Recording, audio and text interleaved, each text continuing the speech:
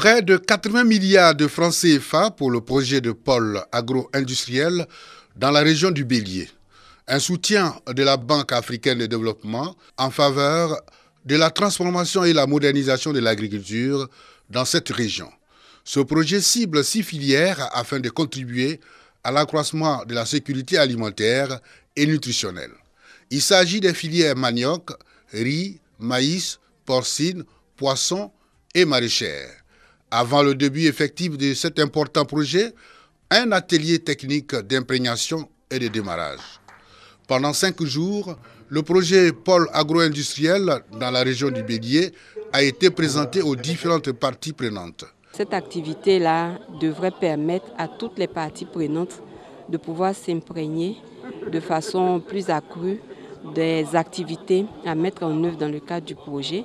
Cofinancé par l'État de Côte d'Ivoire et la Banque africaine de développement, ce projet de pôle agro-industriel va couvrir les départements de Toumoudi, Didievi, Djekanou, Ateguakro et Yamoussoukro. La région du Bélier, jadis prospère, a aujourd'hui des difficultés parce que nous avons un changement climatique. J'ai bon espoir que si le projet est bien tenu, nous puissions avoir en retour des avantages pour notre région.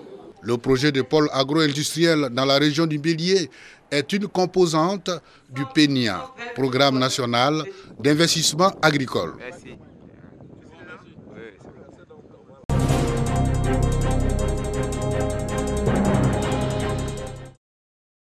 2,5 milliards de personnes à travers le monde vivent encore sans installation sanitaire améliorée. Toujours selon ce rapport commun de l'OMS et de l'UNICEF, 2200 enfants sont décédés en 2016 pour cause de maladies diarrhéiques. Pour trouver une solution définitive à cette question de l'accès à des systèmes d'assainissement adéquats, l'AAE, Association africaine de l'eau, mène des actions sur le terrain. Depuis 2015, l'AAE a mis en place des stratégies de gestion de l'assainissement autonome des boues de vidange dans 5 villes africaines: Yamoussoukro, Kampala, Lusaka, Bamako, Yaoundé. Ces villes retenues vont échanger les expériences en matière d'assainissement autonome. Il faut construire les équipements des fosses septiques de manière adéquate pour ne pas que ces fosses débordent. Il faut pouvoir les vider de manière régulière. Il faut pouvoir protéger les alentours de ces fosses. Donc ça devient tout un système qu'il faut mettre en place. À Yamoussoukro, les experts ont proposé les meilleures pratiques dans les domaines de l'eau et de l'assainissement. Il a été également question de former les opérateurs sur les chaînes des valeurs de l'assainissement autonome. Au cours des 2 jours, les différents acteurs clés identifiés et tous ici présents vont débattre, scruter et améliorer et enfin le valider. Toutes ces stratégies permettront aux villes d'améliorer la situation de l'assainissement autonome et donc des conditions de vie des populations.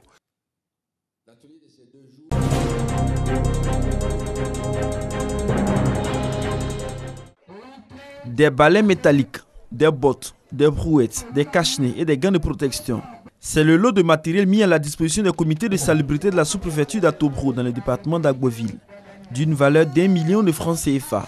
Ce don du ministère de la Salubrité, de l'Environnement et du Développement durable s'inscrit dans le cadre de la 10e édition de l'opération Grand Ménage. Les populations d'Atobro se sont appropriées le grand ménage.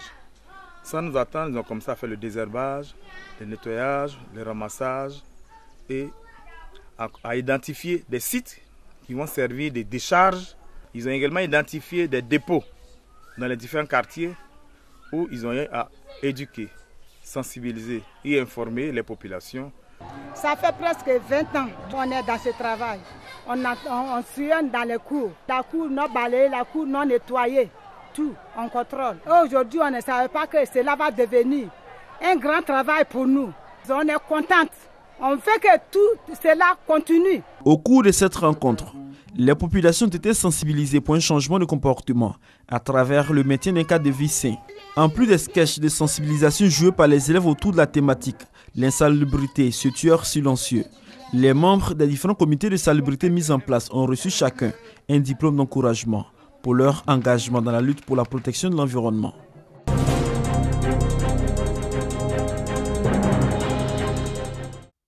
C'est en 1976 que le centre de santé du village d'Afienou, dans le département d'Aboasso, a ouvert ses portes.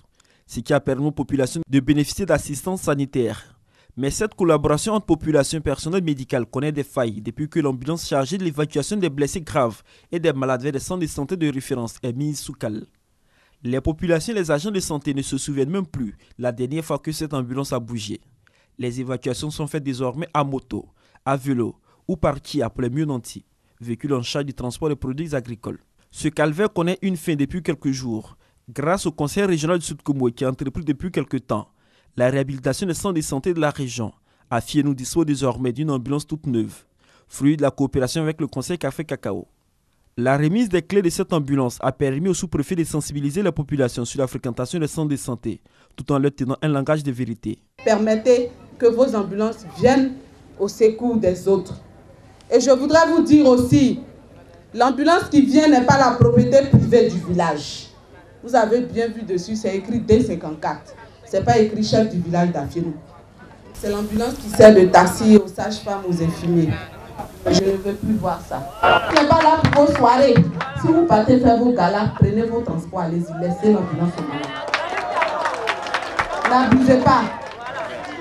N'abusez pas. Laissez l'ambulance transporter les malades. Le président du conseil régional du Sud-Kivu, Dr Akaole, a rassuré la population à la poursuite de la politique de développement à leur profit. Et cela passe selon lui par l'éducation, la santé et le reprofilage lourd de toutes les pistes villageoises.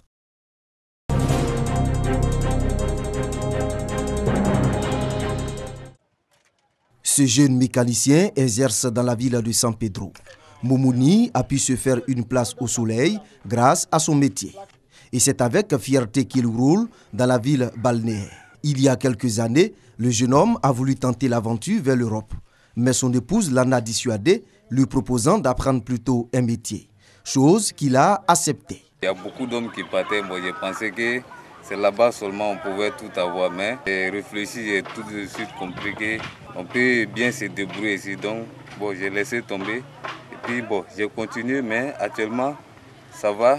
La formation, c'est également le choix d'Élysée qui travaille aujourd'hui dans une entreprise. La formation technique a un avenir meilleur.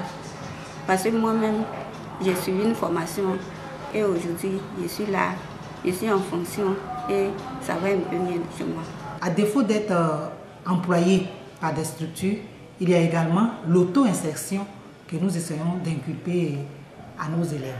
C'est-à-dire se mettre ensemble et monter des projets qui peuvent être financés par des structures.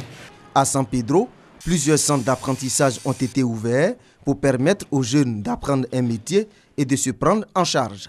La formation professionnelle reste pour les autorités un moyen privilégié d'insertion des jeunes dans le tissu social et surtout les amener à ne pas aller à l'aventure.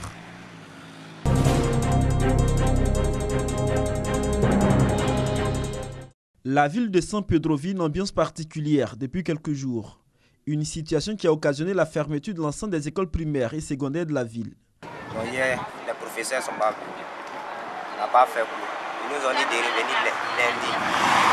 Mais bon, il y a des professeurs aussi qui disent de passer des temps à temps pour voir. Non, on est passé aujourd'hui. C'était la même chose. Non, on est obligé de passer lundi. Nous, ça ne nous arrange pas. On voit que cette situation agit sur nous. Mais nous, on voulait reprendre les cours. C'est un des grèves, c'est nous, ça met en retard.